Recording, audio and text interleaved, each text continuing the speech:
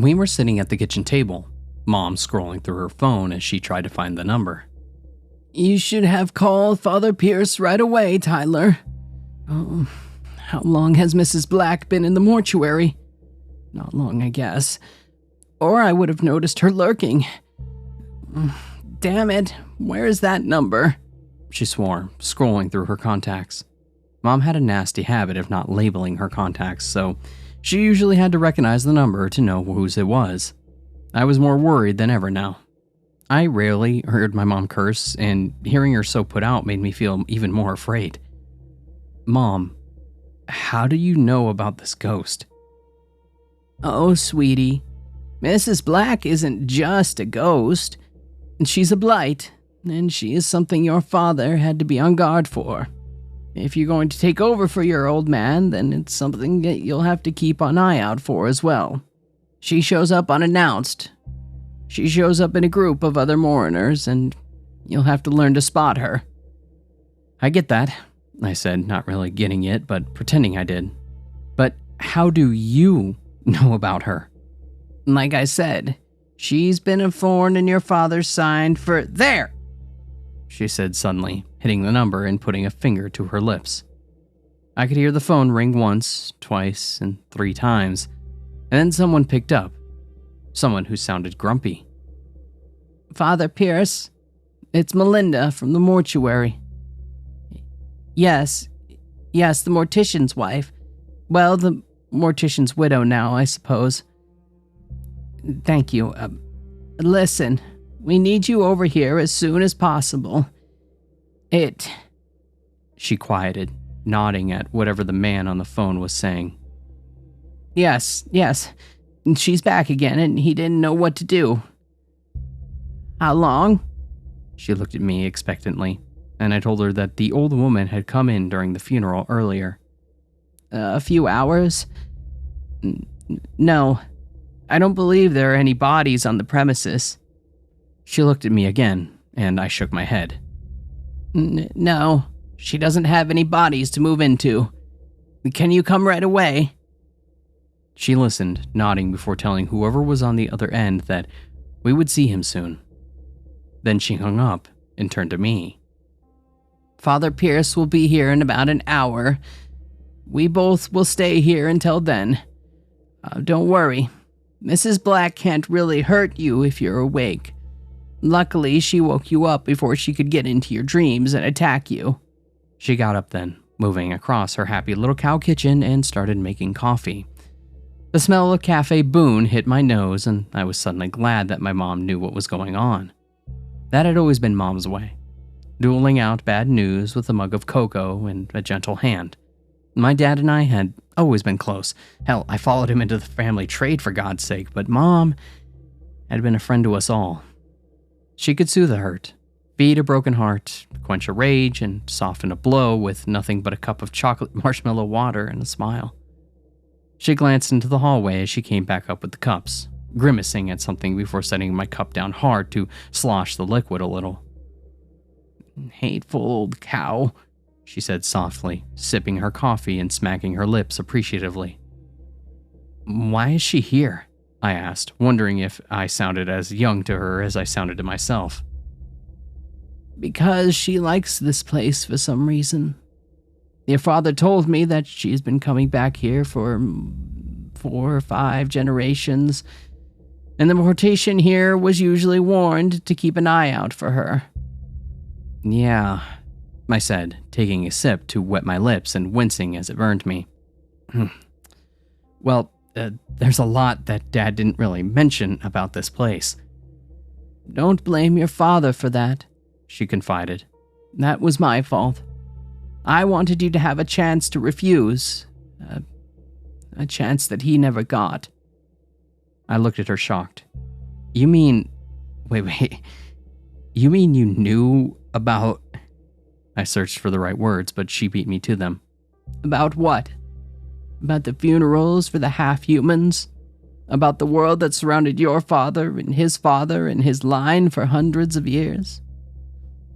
Tyler, I may be old, but I'm not an idiot. I'm shocked that you hadn't noticed before he did. but I wanted to keep you away from it. Your father was involved in the family business from the time that he was 12. He never had any other choice. Not that it wasn't good for the family. Do you remember when your grandpa died and you asked me why his coffin looked so funny? Oh, you were 3, but you were always a very curious boy. And you noticed that your papa's box looked different than the ones that he had in the showroom. I told you that it was special, but it was made of dragon scales. Your grandfather hoarded wealth like a Scrooge, and when he died, he had so much of it worked into his casket that your father was left with the mortuary and about $1,200 in inheritance. Thankfully, your dad was never like that. He was kinder than his father, more generous, and I loved him for that. I reached across the table and took her by the hand. I wish that he was here now. Me too, she said. We thought that he had time, had been assured that he had time. But she stopped there, seeming to have believed that she had said too much. So, I said, trying to change the subject. You said Mrs. Black had been coming here for a long time? Generations, Mom began. Your great-great-grandfather is buried next to her. From what your father had found out about her, her last name was changed when she married into the Blackwood family through her husband, Charles Blackwood. She was described as the only person her husband was kind to. Charles was a ruthless man who ran their plantation with an iron fist. However, Eleanor's radiant beauty was surpassed only by her kindness. She was known for her goodness and fairness, until tragedy struck. In 1666, her husband fell gravely ill, and like many others at the time. Although medical knowledge was limited, it was said that she was very devout and prayed over him night and day, holding on to her faith that God would save him. He had not yet given her children, and she hoped that he would recover as she could bear him an heir to his estates. Sadly, he had passed away. Her heart turned cold, and her soul began to darken. She seemed to blame God for his death, especially as she watched more and more of her family succumb to the Great Plague. When your father shared this story with me, I couldn't help but think that it must have been the plague. Some people developed immunity, and I wondered if she may have been unknowingly passing the disease to her new husbands. Husbands? I asked. Oh, yes. The widow was still young, and no community wants to waste their fertile years. She had married 5 times, and each husband succumbed to the plague. That was when the townspeople began to talk about how she was cursed, and they called her Mrs. Black now. But she lost more than her husbands in her name. Mrs. Black lost her faith, and after her 5th husband died, she refused to remarry. They say that she would show up to weddings and funerals, unannounced and uninvited, and chastise the people. They had put their faith in God. They mourned the dead and celebrated the living, but all of it was hollow. All of life's pleasures were fleeting, and the sooner they realized that, the better. She lived a long time until the ripe old age of 94. When she finally passed, she was hateful and a spiteful old creature, and people said it was as if death itself did not want her. She had fallen on her way to get water from the well there for days until she passed. Her funeral was attended by no one, and she was buried in a grave that did not bear her name. Not her real name, anyway. Here lies Mrs. Black, it said, unmourned and unloved. And it was true, as she had no children, no relatives, no family by this time, and no one whom she would call a friend.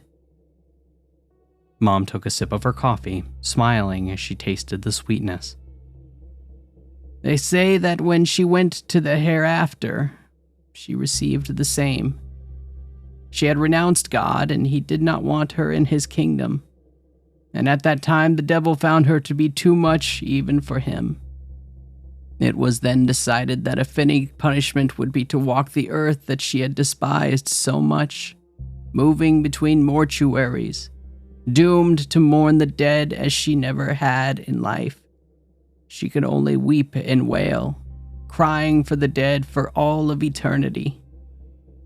That sounds like quite a punishment if you ask me, Mom said, and I also shook my head in agreement as I came out of my trance. And Dad told you all this? Like I said, Mrs. Black is a nasty piece of family lore. It is believed that one of your great-grandfathers presided over her funeral, the only one in attendance. And they think that that's why she comes back to this mortuary more than any other. Most morticians know of her and will turn her away before she gets inside. But if she makes it inside, her weeping and wailing can go on and on. That's why we need... There was a knock at the door then, and Mom stood up smiling. An exorcist.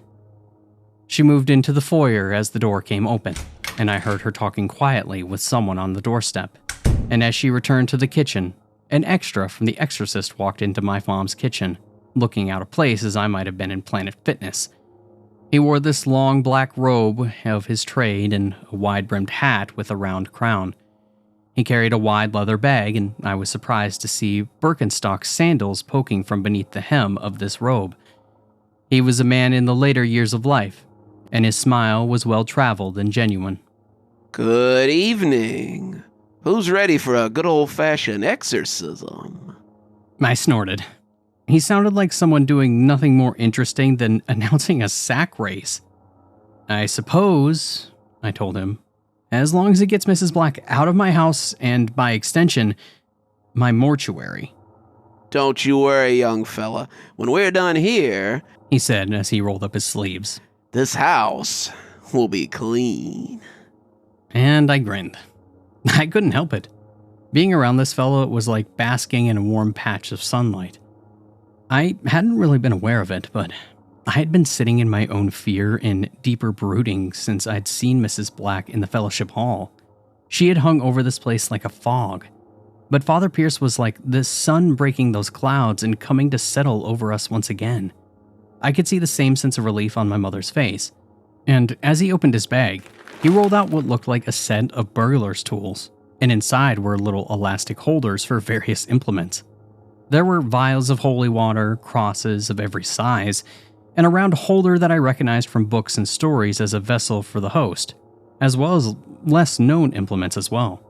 There was a dagger that looked to be made of pure silver, a rosary of gold, a leather bag with a label proclaiming it witch powder, and a veil of slightly glowing powder.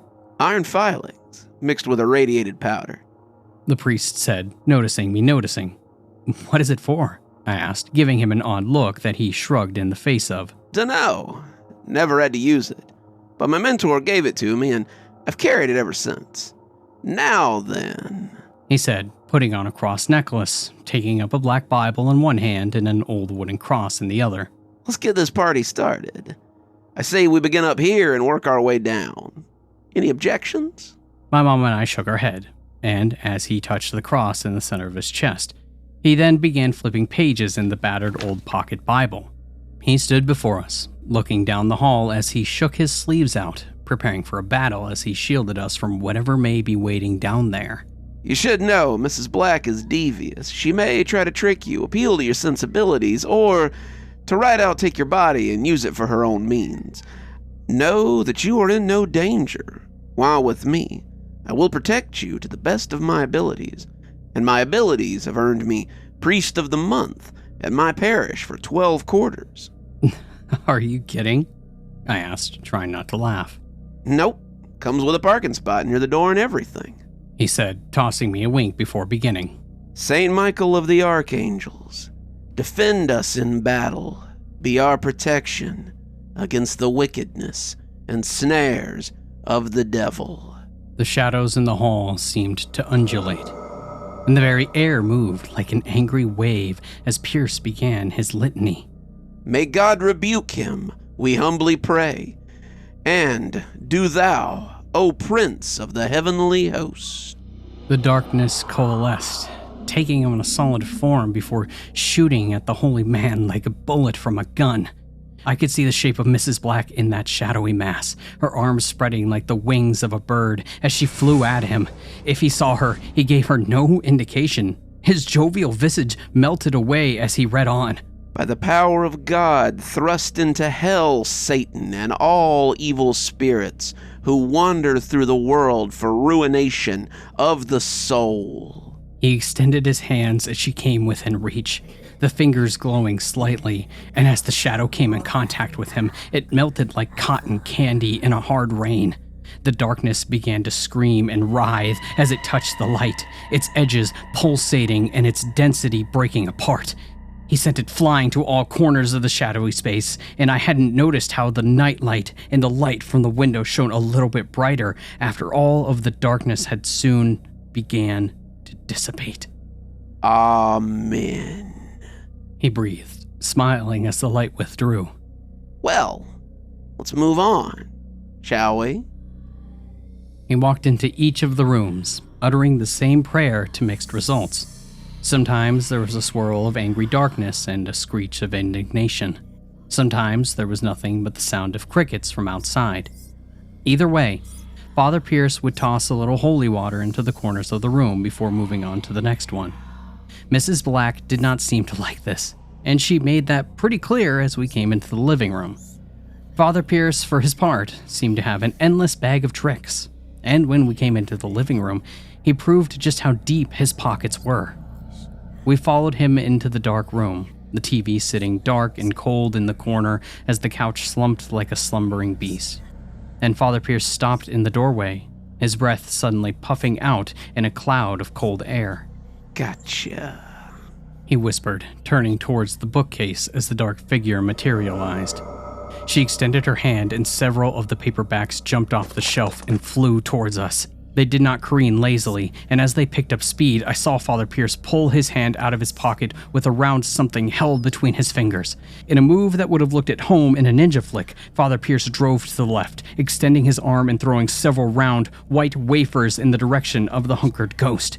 2 hit the wall and exploded to powder, but the third entered Mrs. Black, and she screeched in a reel of pain before falling to the floor and into the mortuary below. Father Pierce rose, the books falling out of midair before they could strike us, and dabbed the corners as he slid his tools into the pocket of his vestment. Sorry for the crumbs, ma'am, he said with a wink. Can't exorcise the spirit without making a little mess, it seems. My mother shook her head. Think nothing of it. I'm just going to have to vacuum in here tomorrow anyway. He snapped open the little holder that he had for the host, counting them quickly before snapping it shut again. I'm sure Christ will forgive me for wasting his body like that, but I'll need to be mindful before I act in haste again. Anyway, let's proceed downstairs. Mass starts at dawn, and I'd like to get a little sleep tonight before I have to conduct it. We came downstairs slowly, mindful of attacks as Pierce dabbed the walls in passing. Are all priests like you? I had to ask, thinking back to Father Thomas, who had sold me the crosses when I was having trouble with the succubi sisters. In comparison, Father Thomas was quite dour, next to the flamboyant Father Pierce here. Pierce seemed to be 3 parts priest, 3 parts orator, and 4 parts ninja warrior. No one likes to see a multi-class holy human more than me, but it was certainly not what I was used to. Absolutely not. I'm one of a kind, Vatican's favorite problem solver. And they know it. At least, he added, some sobriety creeping into his mirth. I was until recently. I wanted to ask him what had happened, but I thought that it would be rude. But then I heard a weird noise before the door to the showroom opened, and I prayed that she wasn't wrecking my caskets.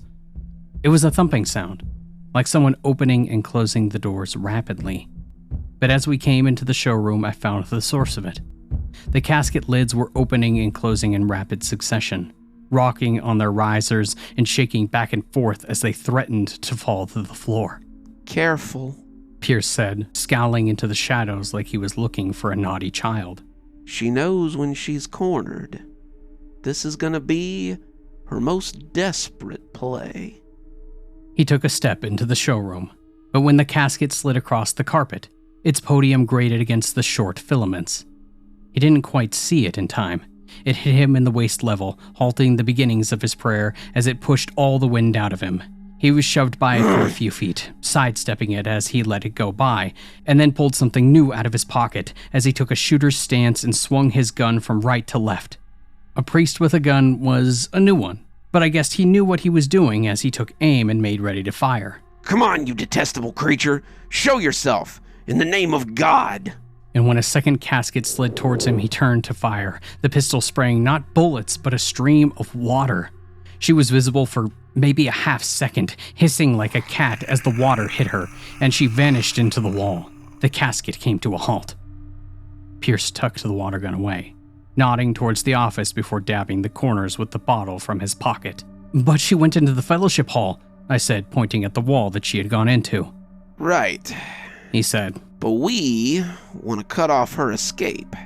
If we bless these rooms, then she'll have nowhere to retreat to, and we'll have no choice but to leave.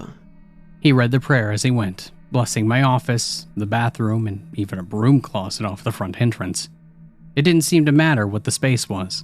Father Pierce took it all very seriously, dabbing the corners and saying the prayer as he blessed the space. I hadn't felt it as strongly upstairs, but after he finished blessing a room, I could swear that I felt a sense of power radiating from the space. It was nothing that I could quite put my finger on, but I guess that the closest that I could come to was that feeling that you get when you're a kid and you have a nightlight in your room. You know on a deeper level that it won't do any good, but it just kind of makes you feel better. This filled me with something like that, but I knew that a bigger conflict was to come. When Father Pierce put a hand on the door to the fellowship hall, he turned to look at my mother and, with a great deal of severity, This is where she'll make her stand. I believe I can handle her, but I've never seen her quite this feisty. This may be the time she gets the best of me, but I don't believe so. What happens if you can't handle her? I asked, not liking the way that he said that he believed that he could handle her. Call another priest to assist me while I try to hold her off. I believe that Father Thomas is your local parish priest. If you tell him that Father Pierce is having trouble with Mrs. Black, then he'll come on the run. Now then, I need you to do something for me. Especially you, he said, turning to me. Whatever you need, I said, my mother nodding along. I need you to repeat, "You're not welcome here. Leave this place." Mrs. Black is a spirit, a powerful one, but a spirit, nonetheless. If you cast her out, she'll have to leave. She will fight you. She will fight you tooth and nail, boy, but with her energy spent fighting, I believe she'll be forced out. And with that appeared to be all the warning that we would get. And as he shoved the doors open, I saw again the funeral that I had been conducting earlier. Mr. Yin's casket sat open, the flowers and pictures back in place, and the seats were filled with mourners. One mourner, to be precise. But she filled the pews with a multitude of weeping, moaning old corpses. Her head was in her hands, and she was screeching her sadness and fury to the rafters. I was a little daunted by so many of them, but if Father Pierce was impressed, he never showed it. O Lord, we beseech thee, this habitation of thine, and remove far away from it all the snares and assaults of the devil. Let thy angels, Michael, Raphael, and Gabriel, dwell therein, to preserve it in peace and from all unclean spirits. Let thy blessing be always upon us. You are not welcome here. Leave this place, my mother and I intoned. Father Pierce drew forth his holy water pistol and began to douse them as he finished his prayer and began another. May the holy cross be my light. May the dragon never be my guide. Be gone, Satan. never tempt me with your vanities." As the water hit them, the copies of Mrs. Black began to dissipate. It appeared that the Shadow Blacks could not stand up under the holy water, but as he picked them apart, I saw one of them began to slowly move up his blind side. Her face was still in her hand, but through her fingers she was peeking and sneaking. Pierce hadn't seen her, and as his water gun ran empty, she quickened her pace, and as he brought a new bottle of holy water out of his pocket. "Pierce!" I shouted, and the priest turned just in time for her to wrap a scrappy hand around his neck. The pistol and the bottle slipped from his hand. Mrs. Black opened her mouth, and as she leaned in close, I could see her inhale, and Father Pierce began to writhe and groan as she drew something from him. She was strong for a long dead woman, and I was moving before I could even think better of it. I scooped and grabbed the pistol before she could take notice of me. She was so invested in the priest that she had never noticed when the holy water struck her full in the face. Mrs. Black stumbled back, the water dripping between her fingers, and as Father Pierce coughed and rubbed his throat, I got an idea. I don't know what came over me, but I grabbed the bottle and poured the remainder of the holy water onto my hands. Then, the viscous liquid sticked to them like oil. I grabbed Mrs. Black by the collar of her burial dress and dragged her towards the door. Like I said, I don't know what possessed me to do it, but I was suddenly tired of this old bitch being in my house. "You are not welcome here!" I yelled at her as she thrashed and screeched. "Leave now!" She tried to fight me off. She tried real hard, but between the holy water on my hands and the holy water on her face, she seemed to be having trouble focusing. "Father!" I cried out, holding out my free hand, and he must have guessed what I was after because a small, soft something smacked into the palm of my hand as we walked between the benches. She had begun to recover some of her strength as we came closer to the door. Then, with her other hand, it came away from her face and she opened her mouth to scream at me. I slapped the piece of the host into her open mouth and closed her mouth with a quick upward thrust of my hand. She coughed, spraying crumbs as she screeched weakly. I kicked the doors open with a single hard shot and shoved her roughly onto the carport. "You are not welcome here. Leave now!" I shouted. And to my surprise, she didn't disappear into a puff of smoke or melt into tar or burst into flames or anything dramatic like that. Instead, she simply got up, turned, and walked away, her hands over her face, and she wept quietly. Now, I will admit, that was a little bit underwhelming. But as I closed the doors behind her, not wanting her to get any ideas, and Father Pierce came out half coughing and half laughing. "My boy, you are a wonder. How did you know that would work?" I shrugged. I didn't. I just kind of guessed. And he laughed some more, pounding me on the back as we all breathed a sigh of relief. And just like that, Mrs. Black was gone. Father Pierce came upstairs to pack his tools away, tying it up into a nice little bow as he secured his bag. "I swear, I don't think you need me here at all. I believe with the right tools, you could have done it yourself." I blushed, telling him again that it had to have been a fluke. "But I still don't get it," I said, voicing something that had been bothering me. "Why didn't she disappear like the ghosts in the movies when they get exorcised?" Father Pierce snorted. "Well, that's because A, those are movies, and B, she can't be exorcised." I must have looked a little mystified because he then continued to elaborate. "Not really. Not like other spirits can. We can exorcise a spirit. It returns to its point of origin, heaven, hell, purgatory. This is her purgatory. She is neither of heaven nor hell. She's a miserable old creature who's doomed to walk the earth forever and mourn in death what she could not in life." He took his leave after that, saying that if we ever needed him again, to just give him a call. And we saw him out. And then Mom kissed my cheek and said that she was going to bed. "I've had quite enough excitement for one night," she said, but she stopped in the hallway, turning back to look at me with something like pride. You know, I don't even think that your father would have thought to grab the ghost by the scruff of the neck after dousing his hands in holy water. He would have been proud of you, she said, turning then and then heading into her room. And as I snuggled back into my bed, after checking my room for ghosts or sexually aggressive succubi, I felt a lot of pride in the way that I had handled myself tonight. If this was how every day was when you were a mortician for otherworldly beings, maybe I was cut out for it. After all.